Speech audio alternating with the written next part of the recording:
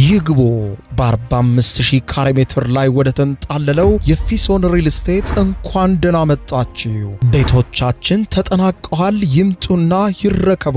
በተንጣለለው የፊሶን መንደር ታውን ሃውስ፣ ቪላና አፓርትመንት እንደ ምርጫው አቀርበናል። ዘመናዊና ቅንጡ አፓርትመንቶቻችን ከባለ 1 እስከ ባለ 3 መኝታ ተሰናድተዋል። እርሶን ይጠብቃሉ። የከርሰ ምድር ውሃ፣ ለተለያዩ ፕሮግራሞች የሚሆን ሰፊ ቴራስ፣ 24 ሰዓት የማይቋረጥ ተጠባባቂ ጄኔሬተር፣ ሰፊና አስተማማኝ የመኪና ማቆሚያ፣ የደህንነት ካሜራ ጨምሮ ይሄ ቀረሽ የማይባል ዘመናዊና ቅንጡ አፓርትመንት። ምርጫው ቪላ ከሆነ ደግሞ የተሟላና በ340 ካሬ ሜትር ላይ ያረፈ በውስጡ 6 መኝታ ቤቶች፣ 7 መታጠቢያ ቤቶች፣ 2 ሳሎን፣ 1 ባህላዊና 1 ዘመናዊ ኩሽናዎችን በውስጡ ያቀፈ ቤትም አለን። ታውን ሃውስስ ቢሉ በፊሶን መንደር ምን ጠፍቶ 5 መኝታ ቤት፣ 6 መታጠቢያ ቤትን፣ 1 ባህላዊና 1 ዘመናዊ ኩሽና አካቶ በ190 ካሬ ላይ ያረፈ 2 መኪና ማቆም የሚያስችል ሰፊ ግቢ ያለው የፊሶን መንደር። ይምጡ፣ ዛሬውኑ የቤት ባለቤት ይሆኑ። በ0952 78 78 78 ወይም በ0952 79 79 79 ላይ ሃሎ ይበሉን። ፊሶን ሪል ስቴት የርሶ።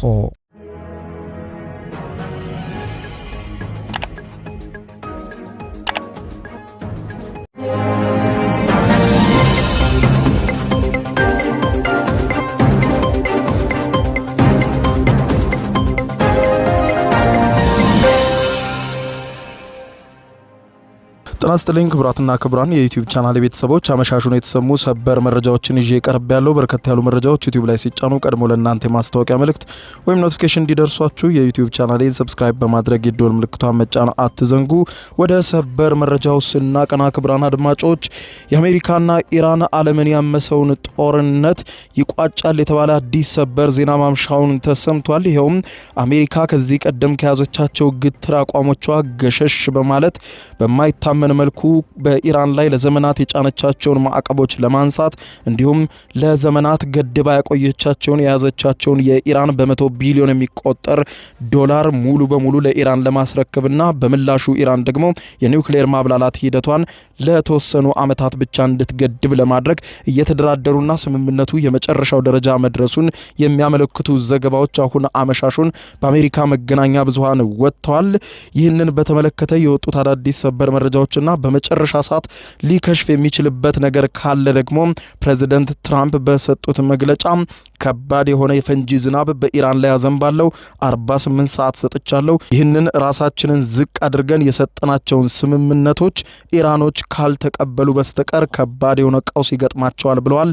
ይህንን ዓለምን ያስገረመውና አሜሪካ አቀርበዋለች የተባለውና በኢራን በኩል ተቀባይነት እንዲያገኝ 48 ሰዓት ገደብ የተቀመጠለት አዲሱ ስምምነት ምን ይዟል? ኢራን ምን ጠየቀች? አሜሪካስ ምን ለማድረግ ተስማማች? የሚለውን በዝርዝር የማስደምጣችሁ ነው የሚሆነው። በሌላ በኩል የኢራን መገናኛ ብዙሃን ዩናይትድ አረብ ኤምሬትን በተመለከተ አዳዲስ መረጃዎች አሁንም ማውጣታቸውን ቀጥለዋል። የእስራኤልና የተባበሩት አረብ ኤምሬት መሪዎችም በስልክ መነጋገራቸው ተዘግቧል። ዝርዝር መረጃዎቹን የማስደምጣችሁ ነው የሚሆነው። እስከ ፍጻሜው ቆዩ። ዝርዝሩን አድምጡ ግብዣይ ነው። ወደ መረጃዎቹ አለፍኩ። አብረን እንከታተለው። በቀድሚያም ላለፉት 2 ወራት የተካሄደውና ዓለምን ሲነጥ በነበረው የአሜሪካና ኢራን ጦርነት አዲስ ሰበር ዜና መሰማቱ ተዘገበ። ነጩ ቤተ መንግስት ዋይት ሃውስ በኢራንና አሜሪካ መካከል የተከፈተውን ጦርነት ለማስቆምና ይበልጥ ዝርዝር ለሆነ የኒውክሌር ድርድር ጉዳይ አሜሪካ ከዚህ ቀደም ግትር የነበረችባቸው አቋሞቿን ማለዘቧንና ከኢራን ጋር ወደ ድርድር መግባቷን ለጉዳዩ ቅርበት ያላቸው ባለስልጣናትና ሌሎች 2 የመረጃ ምንጮች አረጋግጠውልኛል ሲል አክሲዮስ የዜና ወኪል ዘግቧል። ዩናይትድ ስቴትስ በቀጣዮቹ 48 ሰዓታት ውስጥ በተለያዩ ቁልፍ ጉዳዮች ላይ ከኢራን ምላሽ ትጠብቃለች የተባለ ሲሆን ምንም እንኳን እስካሁን የተደረሰበት የመጨረሻ ዙር ስምምነት ባይኖርም ምንጮች ግን ለአክሲዮስ የዜና ወኪል እንዳረጋገጡለት ከሆነ ጦርነቱ ከተጀመረበት ጊዜ አንስቶ ሁለቱ ወገኖች በስምምነት ይህን ያክል ተቀራርበው አያውቁም ተብሏል። አሜሪካም ከዚህ ቀደም ከያዘቻቸው ጠንካራ አቋሞች ሸብረክ በማለት ለኢራን ውሳኔዎችም ተገዥ ሆናለች ተብሏል። በዚህ አሜሪካና ኢራን ተስማምተውበታል በተባለው ሰነድ ላይ በዋነኝነት የተቀመጡት ዩናይትድ ስቴትስ እስከዛሬ ድረስ ላለፉት 47 ዓመታት በኢራን ላይ የጣለቻቸውን ሁሉንም ማዕቀቦች ሙሉ በሙሉ ለማንሳትና በዓለም ዙሪያ እስከዛሬ ድረስ ታግዶ የቆየውን በ100 ቢሊዮን የሚቆጠር የኢራንን ገንዘብ ሙሉ በሙሉ ወደ ኢራን ለመመለስና ለመልቀቅ ዩናይትድ ስቴትስ ስትስማማ፣ ኢራን ደግሞ አሜሪካ እንደፈለገችው የኒውክሌር ፕሮግራሟን ለረጅም ጊዜ ማቋረጥ ሳይሆን በጣት ለሚቆጠሩ ጥቂት ዓመታት ብቻ የኒውክሌር ጉዳዩን ለማለዘብ መስማማታቸውን ነው የተዘገበው። በተጨማሪም ሁለቱም ወገኖች በሆርሙዝ ባህረ ሰላጤ ላይ የተጣሉትን የትራንዚትና የአሰሳ ገደቦችን ለማንሳት የተስማሙ ሲሆን፣ ይሁን እንጂ በማስታወሻ ላይ የተቀመጡት አብዛኞቹ ነጥቦች የመጨረሻ ስምምነት ላይ ከመደረስ ጋር የተቆራኙ በመሆናቸው ይህ የመግባቢያ ስምምነት በኢራን በኩል በሚቀጥለው 48 ሰዓት ውስጥ ካልተፈረመ በስተቀር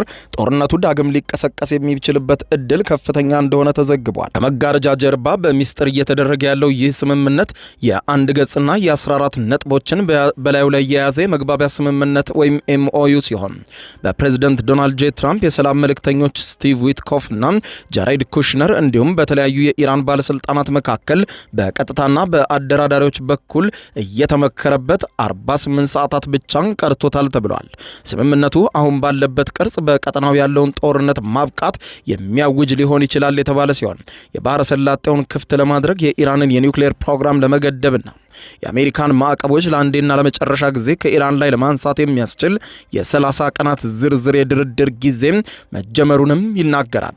እነዚህ ቀጣይ ድርድሮች በኢስላማባድ ፓኪስታን ወይም በስዊዘርላንድ ጄኔቫ ሊካሄዱ እንደሚችሉ ነው ምንጮች ያረጋገጡት። አንዳንድ የአሜሪካ ባለስልጣናት ገለጻ እንደሚያመለክተው በዚህ የ30 ቀናት ጊዜ ውስጥ ኢራን በመርከብ ትራንስፖርት ላይ የጣለችውን ገደብና የአሜሪካ የባህር ላይ እገዳን ቀስ በቀስ ይነሳሉ።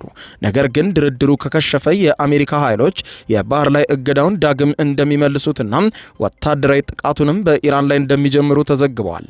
በኒውክሌር ጉዳይ ላይ ይበልጥ ትኩረት አድርገን ስንመለከት የዩራኒየም ማበልጸግ እገዳው ለምን ያህል ጊዜ እንደሚቆይ አሁንም በከፍተኛ ሁኔታ እየተደራደሩበት ይገኛሉ። 3 ምንጮች ይህ እገዳ ቢያንስ ለ12 ዓመታት እንዲቆይ አሜሪካ የምትፈልግ ሲሆን፣ አንድ ምንጭ ደግሞ የ15 ዓመታት ገደብ ስምምነት እንዲፈረም የሚያስችል ነጥብ ለኢራን መቅረቡን አመልክቷል። ኢራን ደግሞ ማበልጸጉን በጣት ለሚቆጠሩ ወይም ከ5 ዓመታት ላልበለጠ ጊዜ ብቻ ነው የምፈራረመው፣ የመጨረሻ ደረጃ 5 ዓመት ብቻ ነው ማዘግየት የምፈልገው ባይናት። አሜሪካ ግን የ20 ዓመት ገደብም እንዲጣል አጥብቃ ስትሟገት ቆይታ አሁን ወደ 12 ዓመት ዝቅ አድርገዋለች። ምንጮች እንደሚሉት ከሆነ አሜሪካም በስምምነቱ ውስጥ ማንኛውንም የኢራን የማበልጸግ ሕግ ጥሰት የእገዳውን ጊዜ ያራዝመዋል የሚል አንቀጽ ለማስገባት ትፈልጋለች። እገዳው ካበቃ በኋላ ኢራን ዩራኒየምን እስከ 3.67 በመቶ ዝቅተኛ መጠን ብቻ እንድታበለጽግ ይፈቀድላታል። በመግባቢያ ስምምነቱ መሰረት ኢራን የኒውክሌር ጦር መሳሪያን ፈጽሞ ላለመፈለግና ከጦር መሳሪያ ጋር የተያዙ እንቅስቃሴዎችን ላለማድረግ ቃል ትገባለች። እንደ አሜሪካው ባለስልጣን ማብራሪያ ሁለቱ ወገኖች ኢራን ከመሬት በታች ያሉ የኒውክሌር ተቋማትን ላለማንቀሳቀስ ቃል የምትገባበትን አንቀጽ እየተወያዩበት ነው ተብሏል። በተጨማሪም ኢራን በተባበሩት መንግስታት ድርጅት ተቆጣጣሪዎች የሚደረጉ ድንገተኛ ፍተሻዎችን ጨምሮ የተጠናከረ የፍተሻ ስርዓትን ለመቀበል ቃል ትገባለች። በምላሹ ዩናይትድ ስቴትስ በኢራን ላይ የተጣሉትን ሁሉንም የረጅም ዘመናት ማዕቀቦች ሙሉ በሙሉ ለማንሳትና በዓለም ዙሪያ የታገዱ በ100 ቢሊዮን የሚቆጠር የኢራንን ዶላሮች በሙሉ ለኢራን ገቢ ይደረጋል ተብሏል። እጅግ አስገራሚውና ሚስጥራዊ የተባለው የድርድሩ ክፍል ደግሞ ሁኔታውን በቅርበት የሚያውቁ ሁለት ምንጮች እንዳረጋገጡት ኢራን በከፍተኛ ደረጃ የበለጸገውና ያላትን ዩራኒየም ክምችቷን ከሀገር ለማስወጣት ልትስማማ መቻሏ ነው። ይህ ጉዳይ አሜሪካ ከፍተኛ ቅድሚያ የምትሰጣቸው ጉዳዮች አንዱ ሲሆን ኢራን እስካሁን ድረስ አጥብቃ ስትቃወመው የነበረውን ጉዳይ ሸብረክ ብላበታለች ባይ ናቸው። አንድ የመረጃ ምንጭ እንዳረጋገጠው ከሆነ አሁን ላይ እየተወያዩበት ካሉ አማራጮች አንዱ ይህንን የበለጸገ ዩራኒየም ማቴሪያል ወደ ዩናይትድ ስቴትስ አሊያም ወደ ሩሲያ ሞስኮ ለመውሰድ ስምምነት ላይ ሊደረስ ይችላል ተብሏል። ነገር ግን በመጨረሻዎቹ የድርድሮች ሰዓታትም ኢራን ሐሳቧን ልትቀይርበት የምትችል ሌሎች መንገዶችም አሉ። በዚህ እንዳለ ፕሬዝዳንት ዶናልድ ጄ ትራምፕ ኢራን በሆርሙዝ ባህረ ሰላጤ የቀረበላትን አዲሱንና በተለይም አሜሪካ አለሳልሳ ኢራን እንድትፈርመው ያቀረበችውን ይህንን ስምምነት ሐሳብ የማትቀበል ከሆነ አሜሪካ በኢራን ላይ የምታወርደውን የፈንጂ ዝናብ እጅግ ከፍተኛ በሆነ ደረጃና ጥንካሬ እናወርድባታለን ብለዋል። ትራምፕ በትሩዝ ሶሻል ማህበራዊ ሚዲያ ገጻቸው ላይ እንደ ሁልጊዜው ባሰፈሩት የዛቻ መልእክታቸው ኢራን የተስማማንበትን ለመስጠት ከተስማማች ይህን ደግሞ ምናልባትም ትልቅ ግምት ቢሆንም ቀድሞውኑ ታዋቂ የሆነው የኦፕሬሽን ኤፒክ ፊዮሪ ያበቃል፣ እንዲሁም እጅግ ውጤታማ የሆነው የባህር ላይ እገዳ የሆርሙዝ ባህረ ሰላጤንም ለኢራን ጭምር ለሁሉም ኃይሎች ክፍት እንዲሆን ያስችላል። ይህ ሁሉ የሚሆነው ግን ኢራን ከፈረመች ነው ብለዋል ትራምፕ። አክለውም ነገር ግን ካልተስማሙ የፈንጂ ድብደባውና የፈንጂ ዝናቡ ይቀጥልባቸዋል። በሚያሳዝን ሁኔታ ከበፊቱ እጅግ በከፋ ደረጃና በከፋ ጥንካሬ በኃይለኛ ምት ነው የምመታቸው ሲሉ ዝተዋል። በሌላ በኩልም ትራምፕ ለኒውዮርክ ፖስት ጋዜጣ በሰጡት ቃልም በቅርብ ጊዜ ውስጥም በቴህራንና በዋሽንግተን መካከል በአካል ድርድር ሊካሄድ ስለመቻሉ ተጠይቀው ይህንን ለማሰብ ገና ብዙ ቀድሟል በማለት የገለጹ ሲሆን አሁን እሱን ማለት አልችልም፣ ሁኔታዎች ሁሉ የሚመሰረቱት ኢራን ባቀረብንላት በዚህ ጣፋጭ በሆነው ስምምነት ላይ የምትፈርም ከሆነና ካልሆነ ብቻ ነው ብለዋል። በኢራን በኩል ያለውን ምላሽ ስናይ ደግሞ የኢራን ባለስልጣናትና ምሁራን አሜሪካ ማዕቀቦችን ስለማንሳትና የታገዱ ገንዘቦችን በሙሉ ስለመልቀቅ የገባችውን ቃል ኪዳን በተጠራጣሪነት እያዩት እንደሆነ ተዘግቧል። በኢራን በቴህራን ዩኒቨርሲቲ ተባባሪ ፕሮፌሰር የሆኑት ፎአድ አዛዲ ለአልጀዚራ ቴሌቪዥን እንዳብራሩለት ከሆነ አሜሪካ በሆርሙዝ ባህረ ሰላጤ መርከቦችን የማስከፈል እቅዷን እንድትተው ያቀረበችውን ቃል ኪዳን ኢራን ልትቀበለው አትችልም ብለዋል። በዚህ ጋር ያለው የጋራ መግባባት ዩናይትድ ስቴትስ በእነዚህ የገንዘብ ጉዳዮች ላይ ፈጽሞ ልትታመን አትችልም የሚል ነው ብለዋል። ኢዛዲ አክለውም ሲናገሩ የወደፊት የገንዘብ ዝውውር ተስፋዎች አሁን በእጅህ ባለውና ወደፊት ሊኖርህ በሚችለው ነገር መካከል ምርጫ እንድታደርግ የሚያስገድዱ ናቸው ብለዋል። እኔ እንደማስበው ከሆነ የኢራን ወገን አሁን በእጁ ባለው ነገር በሙሉ መቀጠልን ይመርጣል ብለዋል። በሌላ በኩል የኢራን የውጭ ጉዳይ ሚኒስትር ቃል አቀባይ እስማኤል ባጋኢም ለኢርና የዜና ወኪል እንደተናገሩት ከሆነ ኢራን ከ2 ወር በላይ ያስቆጠረውን ጦርነት ለማስቆም የቀረበውን የአሜሪካ ውሳኔ ሐሳብ እየገመገመች ሲሆን አቋሟን በሽምግልና ለተቀመጠችው ፓኪስታን በቅርብ ሰዓታት ውስጥ ታሳውቃለች ብለዋል። የኢራን መገናኛ ብዙሃን በፊት ለፊት ገጾቻቸው እንደሚሉትና ወግ አጥባቂዎችና በመካከለኛ ደረጃ አቋም ያላቸው የማይስማሙ የፖለቲካ ፓርቲዎች ጭምር በኢራን ውስጥ እጅግ ተመሳሳይ መልእክት ያላቸውን ዜናዎች በዛሬው ዕለት ይዘው ወጥተዋል። ይኸውም ዩናይትድ ስቴትስ ተጽዕኖዋን በኢራን ውስጥ እያጣች መሆኑን፣ ፕሬዝዳንት ዶናልድ ጄ ትራምፕ አሜሪካን ከውስጧ እያዳከሟት መሆኑንና ከዋሽንግተን ጋር ኢራን በምታደርገው ግጭት ዙሪያ አዲስ ዓለም አቀፋዊ ስርዓት እየተመሰረተ መሆኑን የሚያሳይ ነው። መሪ ዜናዎቻቸውን በባህረ ሰላጤው የሚገኙ የአሜሪካ አጋሮች ከእስራኤልና ከዋሽንግተን ጋር ባላቸው ትስስር ምክንያት ወጥመድ ውስጥ እንደገቡ አድርገው ዜናውን አቀርበውታል። ካይሃን የዜና ወኪል ከሟቹ ጠቅላይ መሪ አያቶላ አሊ ሀሚኒ ጋር የጠበቀ ግንኙነት አለው ተብሎ የሚታመነውና እጅግ ተጽዕኖ ፈጣሪ የሆነው ይህ ወግ አጥባቂ ጋዜጣ የፕሬዝዳንት ዶናልድ ጄ ትራምፕ ተራራ የሚያክል ትዕቢትና ተነሳሽነታቸው አይጥ የሚያክል ስራን ወለደ፣ የሆርሙዝ ባህረ ሰላጤ ይበልጥ ጠበበ እንጂ አልሰፋም የሚል መልእክት ይዞ ወጥቷል። ይህ የፋርስ አባባል አንድ ነገር እጅግ አጋኖ ይናገራል፣ ነገር ግን ደካማና አሳዛኝ ውጤትም ሲያመጣ የሚነገር ነው። ሌላኛው ዜናው ደግሞ ምንም አይነት መርከቦች አሜሪካን አላመኑም፣ የትራምፕን እቅድ በኢራን ፊት ከሸፈ በማለት ትራምፕ መርከቦችን በባህረ ሰላጤው እያጀቡ ለማሳለፍ አካሂደው የነበረውን እርምጃ ማግታታቸውንና ወይም ማቆማቸውን መግለጻቸውን ተከትሎ ነው። በቴህራን በየሳምንቱ የሚታተመው የታድሶ አራማጆች ጋዜጣ የሆነው ሻርግ ጋዜጣ በዚህ ሳምንት ጥቃት በተሰነዘረባት የተባበሩት አረብ ኤሚሬቶችና በቻይና ግንኙነት ላይ አተኩሮ ሰፊ ዘገባ አውጥቷል። አርዕስቱም ዩናይትድ አረብ ኤሚሬት በቴል አቪቭ ወጥመድ ውስጥ ወደቀች ሲል፣ ንዑስ አርዕስቱ ደግሞ ቤጂንግ በአሜሪካ ላይ የኢኮኖሚ ጫና እንዲደረግ አዘዘች በማለት ነው ያስቀመጠው። ጋዜጣው አሁን ያለው ጂኦፖለቲካም በቻይናና በአሜሪካ መካከል እያደገ የመጣ ግጭት አድርጎ ያቀረበው ሲሆን ቻይና ትናንሽ የነዳጅ ማጣሪያዎችን በአሜሪካ የተጣለውን የኢራን ነዳጅ ማዕቀብ ችላ እንዲሉ ማዘዟን እንዲሁም ዩናይትድ አረብ ኤምሬትስም የመሳሰሉ የቀጠናው ተዋንያንም ከእስራኤል ጋር ባላቸው ትስስር ስትራቴጂካዊ ጉዳት እየደረሰባቸው መሆኑ ተመላክቷል። ይህ በዚህ እንዳለ አሜሪካ አጭር ዕድሜ የነበረውንና መርከቦችን በባህረ ሰላጤው ለማሳለፍ ታቅዶ የነበረውን የነጻነት ፕሮጀክት ወታደራዊ ኦፕሬሽን በጊዜያዊነት ዛሬ ማለዳ ማቆሟን መዘገቤ ይታወቃል። ይህንን ተከትሎ ታዲያ የኢራን እስላማዊ አብዮታዊ ዘብ የባህር ኃይል ዛሬ አመሻሹን በሰጠው መግለጫ በሆርሙዝ ባህረ ሰላጤ ደህንነቱ የተጠበቀ ማለፊያ ላይ በአዳዲስ አሰራሮች ስር ሊፈቀድ እንደሚችል ማስታወቁን የኢራን ሚዲያዎች ዘግበዋል።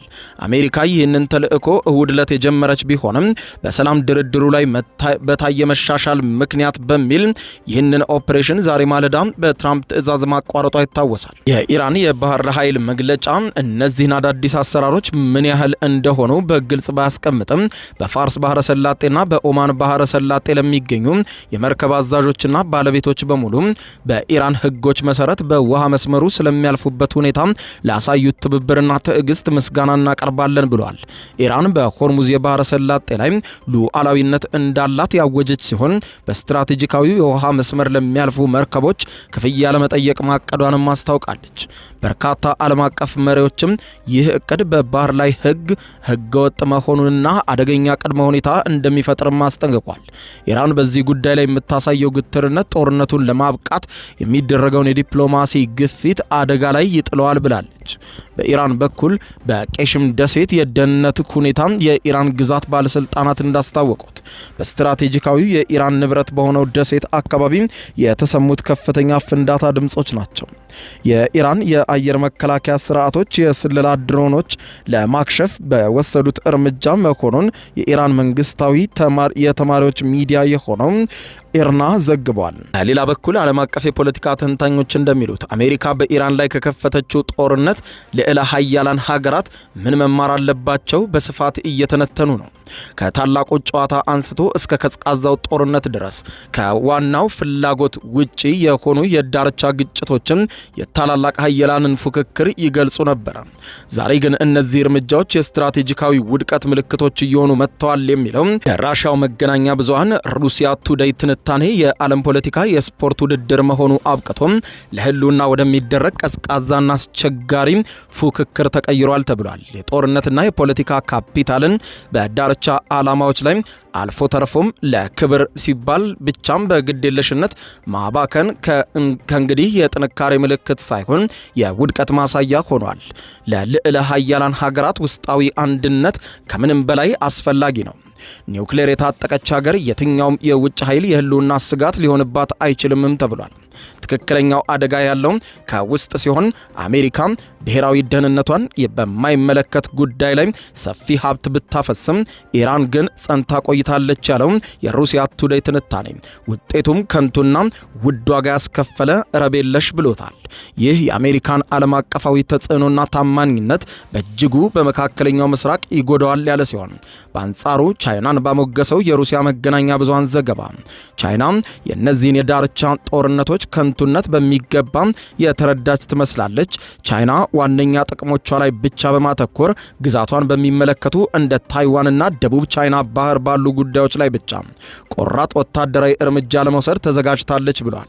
ከዚህ ውጪ ባሉ ጉዳዮች ላይ ግን ከፍተኛ ዕቅባት አሳያለች። ወታደራዊ ተሳትፏም እጅግ የተገደበና ከድርጊት ይልቅ ተምሳሌታዊ ነው ሲል ያስቀምጠዋል። ታሪካዊቷም ሩሲያ ሀብቷን ቆጥባ እጅግ ወሳኝ በሆኑ ጉዳዮች ላይ ብቻ የማተኮር ባህሏ አሁን ያለውን የዓለም አቀፉን ሁኔታ እጅግ ጠቃሚ ሆኖ አግኝተዋለች ብሎታል። ወደ ዓለም አቀፉ የኢኮኖሚ ዘገባም ስናልፍ የዓለም ባንክ ባወጣው የቅርብ ጊዜ አሳዛኝ ሪፖርት በሆርሙዝ ባህረ ሰላጤ ያለው የትራንስፖርት እንቅስቃሴ አሜሪካና እስራኤል በኢራን ላይ ጦርነት ከከፈቱበት ጊዜ በፊት ወደ ነበረው ደረጃ ለመመለስ እስከ 2026 መገባደጃ ዓመት ድረስ ይሄዳል በማለት ተንብዮአል። ባንኩ በዛሬው ዕለት አመሻሹም ባወጣው ሪፖርት በዚህ ዓመት የዓለም አቀፍ የሸቀጦች አማካይ ዋጋ በ16% እንደሚያድግ ገልጿል። ገልጿል። እንደ ሪፖርቱ ገለጻ ከሆነ የኃይል አቅርቦት ዋጋዎች በዚህ የፈረንጆች ዓመት ውስጥ በ24 በመቶ ሊጨምሩ ይችላሉ። ይህም ሩሲያ በ2022 ዩክሬንን ከወረረችበት ጊዜ አንስቶ ከፍተኛው ደረጃ ነው። 35 በመቶ የሚሆነውን የዓለም የባህር ላይ ድፍድፍ ነዳጅ ንግድ በሚያስተናግደው የሆርሙዝ ባህረ ሰላጤ የኢነርጂ መሰረተ ልማት ላይ የደረሰውን ጥቃትና የመርከብ መስተጓጎል በታሪክ ከፍተኛው የነዳጅ አቅርቦት ንዝረትን አስከትሏል። ይህ የአሜሪካ እስራኤል ጥቃት የካቲት 28 የተጀመረ ሲሆን የኢራንን ከፍተኛ አመራሮችና መንፈሳዊ መሪውን አያቶላ ሰይድ አሊ ኻሜኒን የገደለ የአየር ጥቃት ነበር። ይህንንም ተከትሎ የኢራን ጦር በቀን የድሮንና የሚሳኤል ጥቃቶች በእስራኤልና በአሜሪካ ተቋማት ላይ የከፈተ ሲሆን የሆርሙዝ የባህረ ሰላጤንም እስካሁን ዘግቶታል። በመጨረሻም የመካከለኛው ምስራቅ ዲፕሎማሲና የደህንነት ትስስሮችን በሚመለከት የእስራኤሉ ጠቅላይ ሚኒስትር ቤንያሚን ኔታንያሁና የተባበሩት አረብ ኤሚሬቶች ፕሬዝዳንት ሼህ መሐመድ ቢን ዛይድ አልናህያን በዩኤኢ የፉጃራ ወደብ ላይ የደረሰውን ጥቃት ተከትሎ በስልክ መወያየታቸው ተዘግቧል። የእስራኤልና የኤሚሬትስ ሚዲያዎች እንደዘገቡት ከሆነ የመንግስት የዜና ወኪል ዋም እንዳረጋገጠው ሼክ መሐመድ ከኔታንያሁ ስልክ እንደደረሳቸውና ኔታንያሁም በተለይም ደግሞ የእስራኤል መንግስት ከዩናይትድ አረብ ኤምሬት ጋር ያለውን የማይቋረጥ አጋርነት ማረጋገጣቸውን ገልጿል። የአሜሪካው ሲኤንኤን ስማቸውን ያልጠቀሳቸውን ምንጮችን ዋቢ በማድረግ በዩናይትድ አረብ ኤምሬት የተተከለውን የእስራኤል የክትትል ስርዓት ሚሳኤሎችን በማምከን ጥረት ላይ ተሳትፏል ሲል ዘግቧል። የእስራኤሉ ቻናል 12 ቴሌቪዥን ይህንን ሪፖርት አረጋግጦ በእስራኤልና በተባበሩት አረብ ኤሚሬት መካከል ጥልቅ ስትራቴጂካዊ ጥምረት ወደ መሬት ላይ ተግባራዊ ወደ መሆንና ጥቃትን በጋራ ወደ መከላከል አድጓል ብሏል። የፋይናንሻል ታይምስም ከዚህ ቀደም እንደዘገበው እስራኤል ለዩናይትድ አረብ ኤሚሬት እጅግ ዘመናዊ የጦር መሳሪያ ስርዓቶችንና ወሳኝ የስለላ መረጃዎችን ስታቀርብ ቆይታለች። ቻናል 12 አክሎም ዩናይትድ አረብ ኤሚሬት አሁን ከእስራኤል ጋር ያላትን ግንኙነት ለመደበቅ እንደማትፈልግና የእስራኤል የቅርብ አረብ አጋር መሆኗን በግልጽ እያሳየች ነው ብሏል። በ2020 በአብርሃም ስምምነት ዲፕሎማሲያዊ ግንኙነቶች የጀመሩት ሁለቱ ሀገራት አሁን ትስስራቸው ከዲፕሎማሲ አልፎ ወታደራዊ ትብብርን፣ የስለላ መረጃ ልውውጥንና የእስራኤል ወታደራዊ መንግስት ልማትን በአረብ ሀገር ውስጥ እስከ መገንባት ደርሷል። ይህም በእንዲህ እንዳለ የኢራን የውጭ ጉዳይ ሚኒስትር ዩናይትድ አረብ ኤሚሬት ለኢራን ጠላት ከሆኑ አካላት ጋር ያላትን ትብብር እንድታቆም በድጋሚ በዛሬው ዕለት ያስጠነቀቁ ሲሆን ዩናይትድ አረብ ኤሚሬት ግዛቷን ለጥቃት መነሻነት ማድረጓንና ለጠላታችን እስራኤል ጋር ግንኙነቷን መቀጠሏ ኢራን አጸፋዊ ምላሽ የምትሰጥበት ሁኔታ የተመቻቸ እንዲሆን ያደርግላታል። አጸፋዊ ምላሽ ለመስጠትም የማናወላዳበት ጉዳይ ነው ብሏል። ይህ የዩናይትድ አረብ ኤሚሬት እርምጃም በቀጠናው ሰላምና መረጋጋት ላይ አደገኛ መዘዞችን ያስከትላል ሲል ነው የኢራን መንግስት ክፉኛ ያስጠነቀቀው። ክቡራን አድማጮች ለሰዓቱ ብታደምጧቸው መልካም ናቸው ያልኳቸው አጫጭር መረጃዎች የሰማችኋቸው ናቸው። ከሰዓታት በኋላ በሌላ መረጃ ተመልሰን እስከምንገናኝ በያለንበት የዓለም ዳር ቸር እንቆይ። የዩቲዩብ የስኬት ሚስጥሮችን በዝርዝር የያዘው የአቤል ብርሃኑ የወይኗ ልጅ መጽሐፍ ሁለተኛ እትም በገበያ ላይ። ዩቲዩብ ለመጀመር በአጭር ጊዜ ስኬትን ለመቀዳጀት አስበዋል? ዩቲዩብ ብጀምር ስንት ብር አገኘሁም ብሎ አስበዋል? እንግዲያውስ በዩቲዩብ 2 የወርቅ 3 የብር ሽልማቶችን ያገኘው የአቤል ብርሃኑ የወይኗ ልጅ የዩቲዩብ ሚስጥሮች መጽሐፍ በዝርዝር ሁሉንም ያብራራሉታል። ዛሬውኑ ገዝተው ህልሞን እውን የሚያደርጉበትን የዩቲዩብ የስኬት መንገድ ይጀምሩ። በሀገር ቤት አከፋፋይ አዲስ አበባ ሜክሲኮ ኮሜርስ መጽሐፍት መደብር። በውጭ ሀገራት ለምትገኙ ከአማዞን ላይ ብታዙ በቀናት ውስጥ ደጁ ይደርሳል። የአማዞን ሊንኩን እዚህ ቪዲዮ ኮሜንት ላይ ያገኙታል። የዩቲዩብ ሚስጥሮች፣ ዘመኑ ጋር ተፈላጊ መጽሐፍ።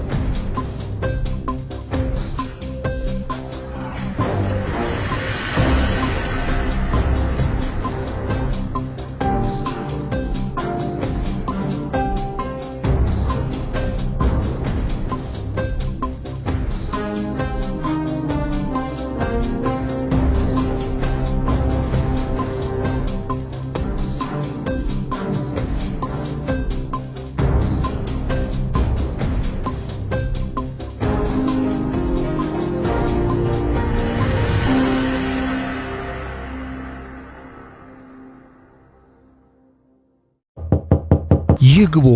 በ45000 ካሬ ሜትር ላይ ወደ ተንጣለለው የፊሶን ሪል ስቴት እንኳን ደህና መጣችሁ። ቤቶቻችን ተጠናቀዋል። ይምጡና ይረከቡ።